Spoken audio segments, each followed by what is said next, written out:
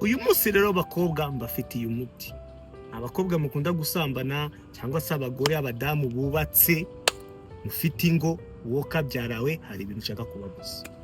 Niba ufite date uzi neza ko ushobora hari amahirwe yuko uri buhure n'umugabo.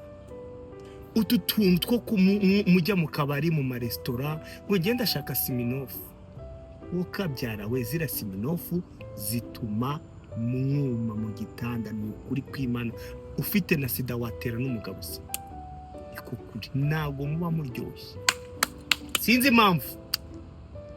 Wine iyo ariyo yose mukobwa ushatse niba ufite dating y'uwo munsi wafukanye n'umujama uzi neza ko muri buryamane cyangwa se ufite umugabo, wine gishyire ku ruhande.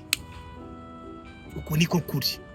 Utu tucupa ntago ndi buvuge ama brand y'inzoga wo kabyare ko ntago ndi hano kwamamaza inzoga byo murabizi. Sibyo se urabizi ko ndi top G. Ariko izi nzoga zimwe na zimwe muzi mukore na research yanyu. Bakobwa zituma mutaryoha mu gitanda. Namwe mwikorere ubushakashatsi. Yego. Noneho munabimenye ko abakobwa benshi ntabwo mwakuriye mu mata cyane. Ko kuri nyina abantu abakobwa benshi bakuriye mu miji, bakuriye mu buzima bugoye rimwe na rimwe bagikoma gusa cyangwa se barya ibijumba nyine icyayi amazi gusa na ji nyine nabyo bitakunda no kuboneka. Bishatse kuvuga ngo rero kenshi nyine ntabwo ufite amazi cyane menshi mu mubiri wawe. Uri kubyumva? So hari ubwo bishobora gutuma wuma.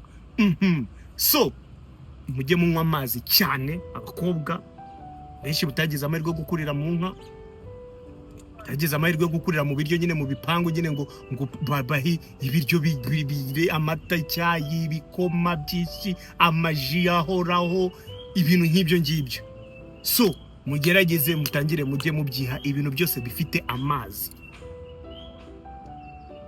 Turebe niba mwana ryo hari buzi ejo bundi ari umujama ari kunera story ngo yarari kurongora umukobwa agaciraho nka gutya.